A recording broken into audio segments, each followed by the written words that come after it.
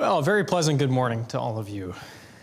It's good to be back, and it's good to have some little bit of sunshine to ease us back into the Illinois winter. But you guys had some nice weather while we were gone, so hate that we missed that, but can't complain too much.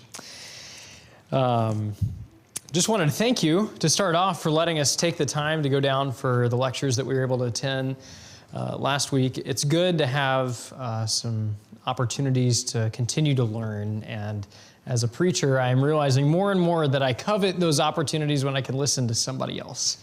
That is nice because while studying and preparing your own lessons is good, it's good for me to be strengthened as well, and to be able to soak in the knowledge and the teaching of others, and I'm thankful, really thankful for that opportunity.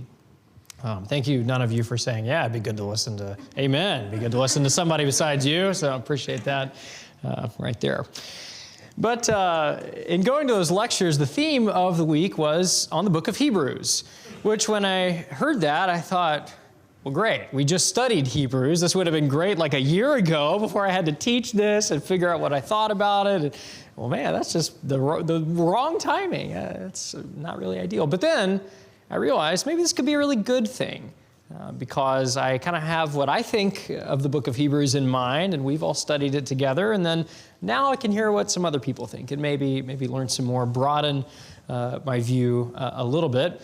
And then it hit me, well, the book of Hebrews is where our theme for this year comes from, about drawing nearer. So, well, hey, we're not done with Hebrews, not at all. Just when you thought we were done, we got a whole year of Hebrews-related lessons. So anyway, it was really good to go just for my own personal benefit, and I'm grateful to you for the opportunity to take the time off and do that, but it was also good helping me think about some things with regards to our theme for the year. So grateful for that chance. But what I want to do this morning is basically just share the highlights of the bounty of the spiritual feast that I enjoyed sitting at the feet of good men last week. And so my goal, I could go through and preach every single sermon again, but it wouldn't be as good, and this still won't be as good, and you probably would get bored as well. But what I do want to do this morning is give you the big picture, give you the highlights of what I learned this past week and what I took away from the book of Hebrews and the message of the book of Hebrews. So that's the plan for the sermon this morning, is to consider the message of Hebrews. And in doing that, of course, naturally, I want to give total credit to all the speakers at the lectureship that I attended, and don't want to take credit for this at all. So lest I plagiarize, this is not original material entirely, but I have formed this into my own lesson, everything that I heard this past week. So there's my disclaimer up front. Take it for what you will. So I want to talk about the message of Hebrews this morning. And one thing that I was really made aware of, even more so that I knew, but was reminded of in a very powerful way, is that Hebrews is a very practical book. It'd be easy for us to think that Hebrews is not practical because it relies so much on the Old Testament. You jump into it and then it's talking about angels, and it's talking about the Old Covenant and the sacrifices and that system and everything that was entailed in the Old Covenant.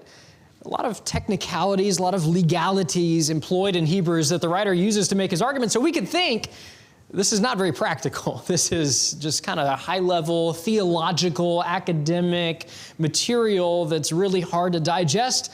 But that's not the case. Hebrews is very, very practical.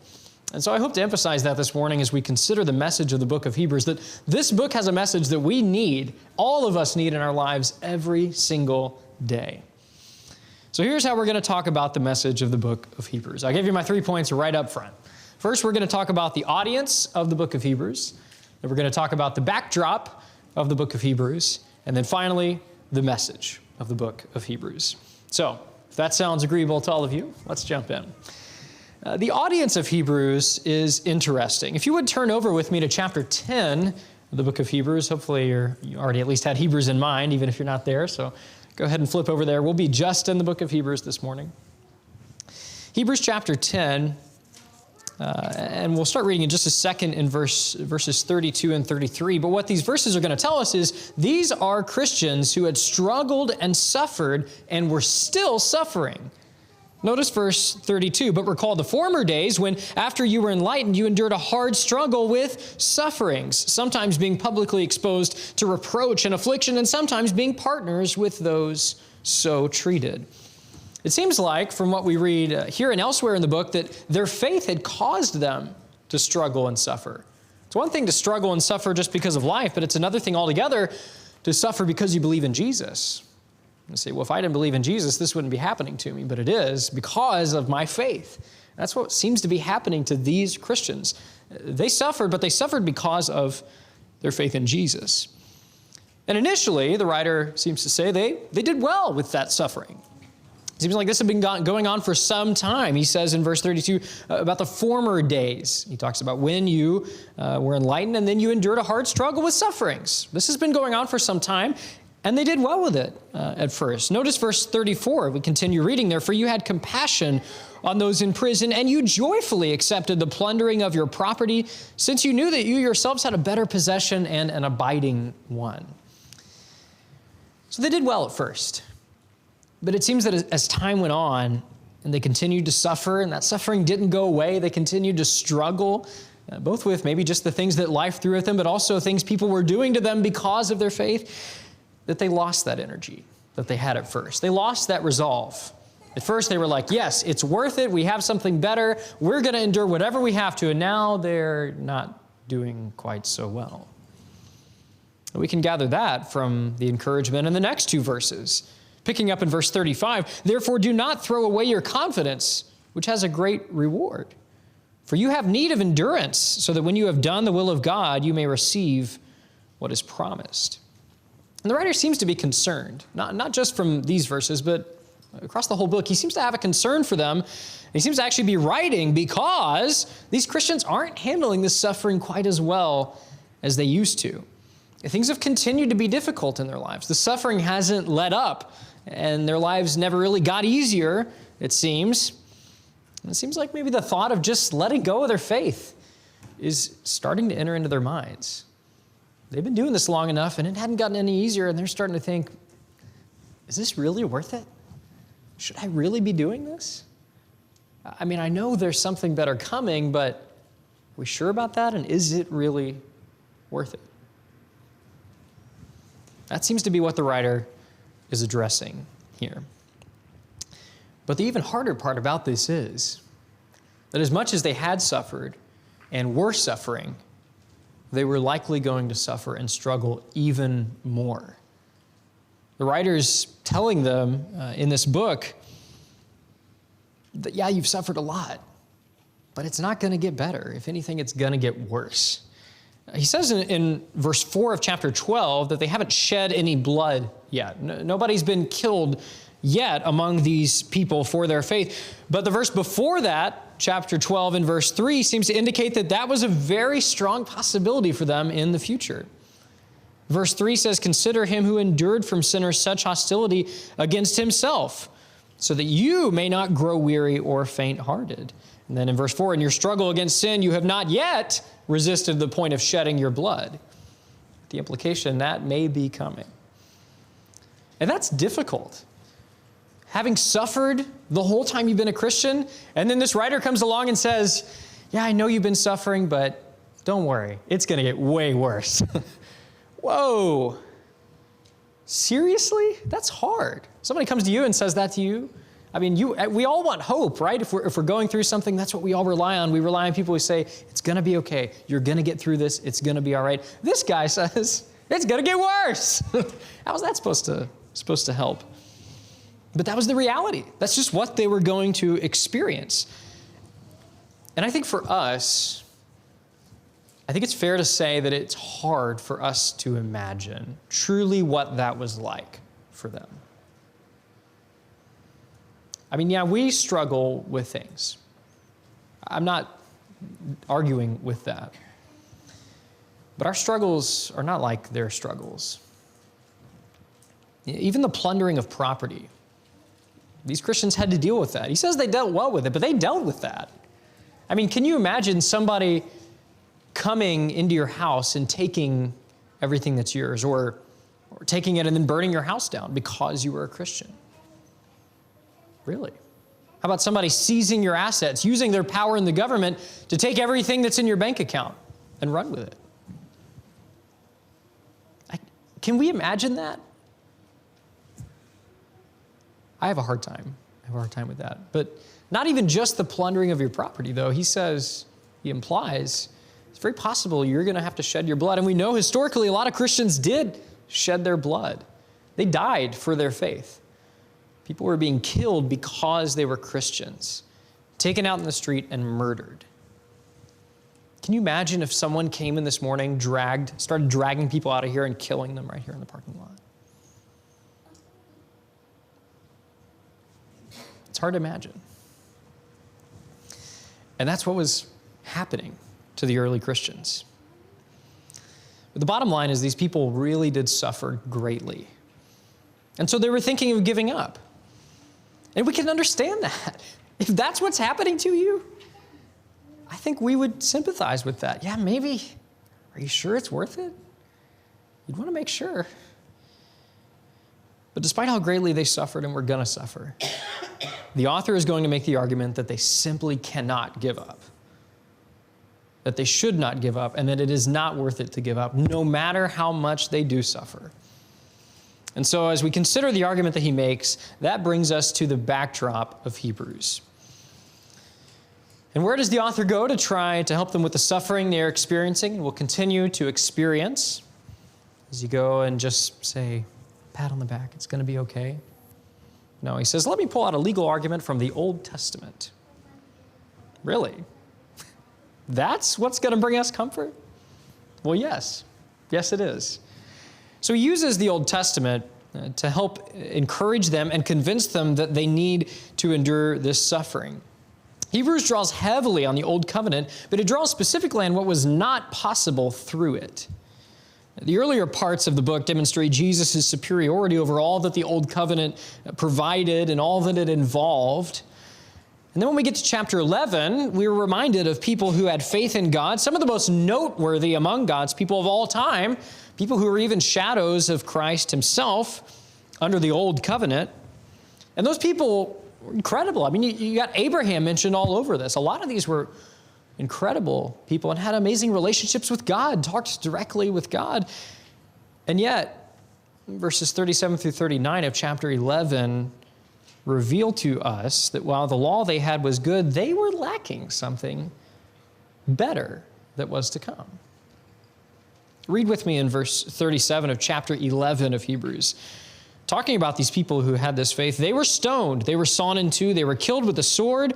They went about in skins of sheep and goats, destitute, afflicted, mistreated, of whom the world was not worthy, wandering about in deserts and mountains and in dens and caves of the earth. But here's the key in verse 39, and all these, though commended through their faith, did not receive what was promised. They were lacking something. Something lay ahead of them that was better. Doesn't mean the law was bad or wrong, but something better was coming. And we can see that when we move on to chapter 12. We read verses 18 through 21.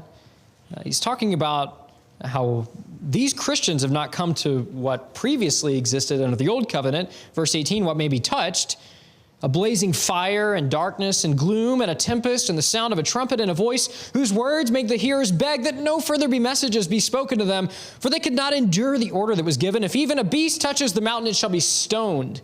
Indeed, so terrifying was the sight that Moses said, I tremble with fear. Moses is the guy who had the boldness to go and say, God, I want more. I want to see your face. And yet even this makes him, Moses, tremble with fear. God had appeared to him so many times, burning bush, talked to him all the way through the Exodus and the plagues in Egypt, and made Moses his mouthpiece, given him all kinds of revelations, and Moses is trembling. It's scary. Smoking mountain, stoned to death if you touch it. But the writer's point isn't to depress them by bringing all this up. His point is that now, with this backdrop in mind, the Old Testament, the Old Covenant in view, the Christians to whom he's speaking have something better than that. The Old Testament was good, but what they have now is what all those under the Old Covenant were looking forward to all along. And so we get in verse 40 this idea that God had provided something better for us. The text says that apart from us, they should not be made perfect. What we're experiencing now is better. The old law was good, but we have something better than even the old law, even God's direct revelation to Moses. And because of this great argument that the author makes throughout the book, that brings us to the message of the book of Hebrews. And the ultimate message of the Hebrews author is, do not give up now. Do not quit. And we probably have not suffered like the audience of this book did. I'll grant that. There are some Christians that I have heard of and that I know who have suffered similar kinds of things, who came out of other faiths and from other nations, and their families want to kill them because they've left their previous religion. They want to steal everything they have. They want to make them hurt and suffer for their faith. But I would think most of us in this room have not experienced that. But this does apply to us. Even though we don't suffer like they did, we still struggle and suffer.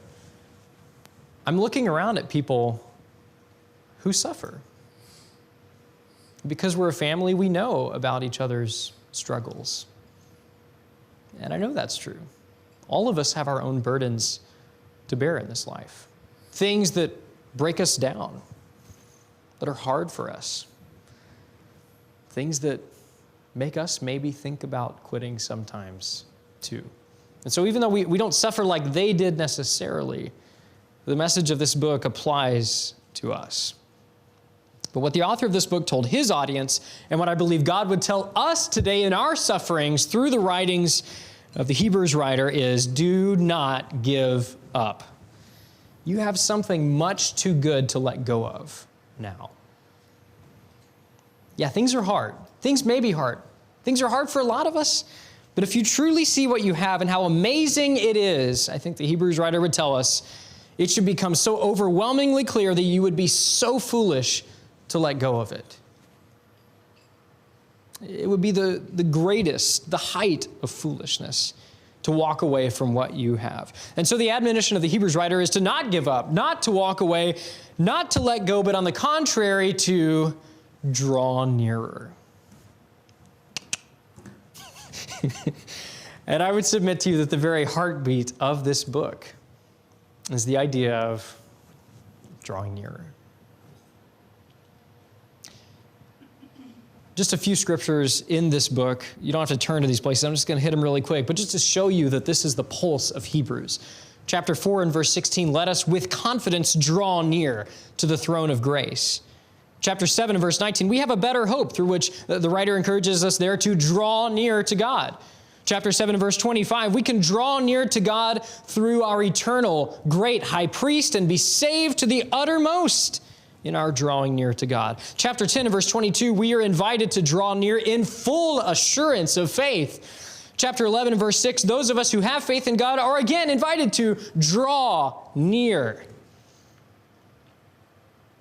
The amazing thing about that, what makes that so incredible, is that the Old Covenant, on the other hand, encourages people to do anything but draw near. Really, the Old Covenant, in a sense, encouraged its people to stay away. Don't get anywhere close. You don't want to be close to this. Hebrews 12 and verse 20, for they could not endure the order that was given. If even a beast touches the mountain, it shall be stoned. Who wants to say, oh, well, it's right up the mountain, woo. No, I am backing as far away from that as I can. That was the Old Covenant. Well, in a way, they could draw near to God. The high priest once a year could go into the most holy place. He went in with fear. Again, the Bible doesn't tell us this, but Jewish tradition tells us they'd tie a rope around his leg in case he died. That's not confidence. That's not an invitation to draw near. That's a fear. What we have, the Hebrews writer says, is an invitation to draw near. And he would tell us in chapter 12, we have not come to Mount Sinai, but we have come to a different mountain. We have come to Mount Zion. Notice verses 22 and 23 of chapter 12. But you have come to Mount Zion, and to the city of the living God, the heavenly Jerusalem, and to innumerable angels in festal gathering, and to the assembly of the firstborn who are enrolled in heaven, and to God, the judge of all, and to the spirits of the righteous made perfect. And then in verse 24, he says, ultimately, you have come to Jesus Christ. You've come to Jesus, the mediator of a new covenant, and to the sprinkled blood that speaks a better word than the blood of Abel. We've come to Jesus. And through him, we have come directly into, he says, the presence of the living God of heaven. Do not let go of that. That's what he's telling them. Sure, cares may come, trials arise, grief ensue, but you cannot let go of what you have in Jesus. You just can't. And he's making the argument, for thousands of years, people have wanted what you have right now. All these people in Hebrews 11, they were looking for a better city. They were looking for these promises that were afar off. They didn't greet them, but they saw them from afar. They wanted them, but they died in faith, not having received them. Guess what we have? Those promises.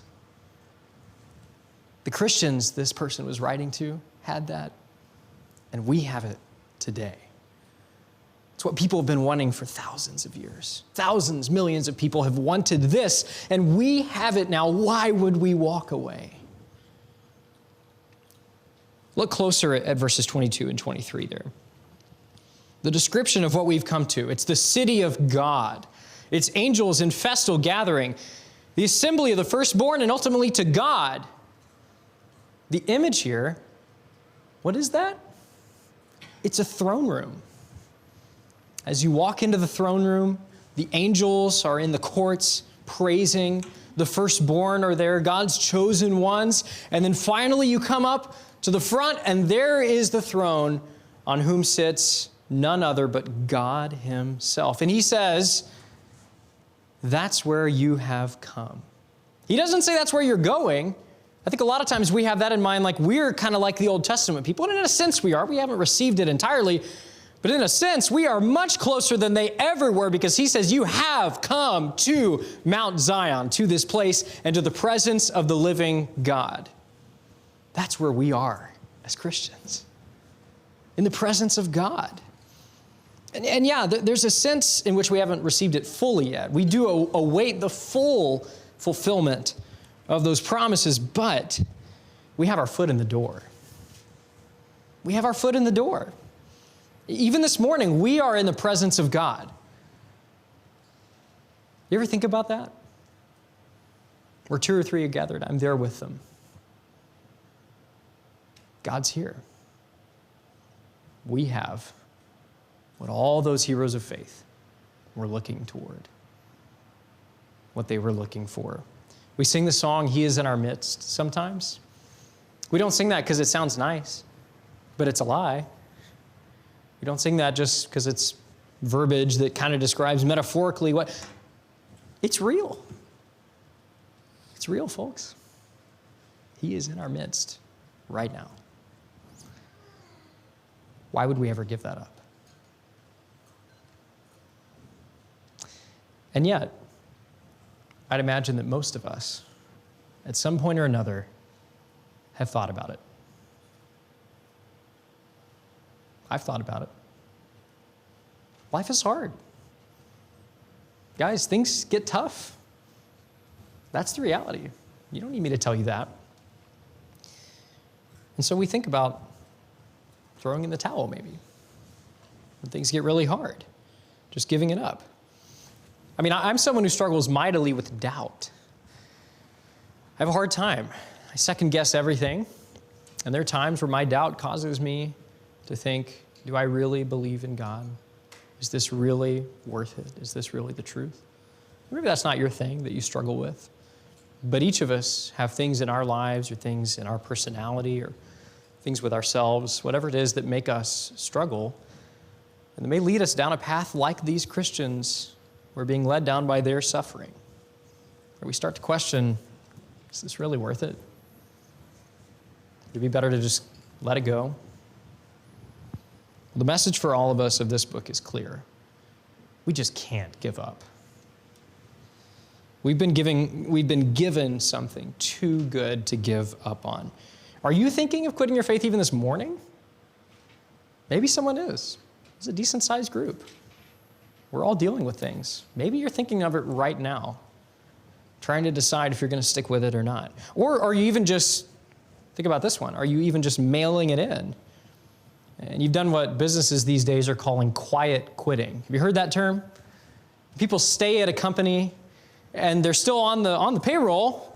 They've still got an email address. They're still sitting in a desk, but they're not in it. Their heart's not there. They're not really doing the work. They're just trying to get the paycheck. They're burned out. They're already done. They're just going through the motions, doing enough to get by. Does that describe you spiritually? We're here to help each other, to stay strong, not to just mail it in and certainly not to quit. We're here to help each other stay strong in the faith and keep the faith. This is too good to mail it in. This is too good to even quiet quit. It's too good to quit. What we have in Jesus is the best there is and ever will be.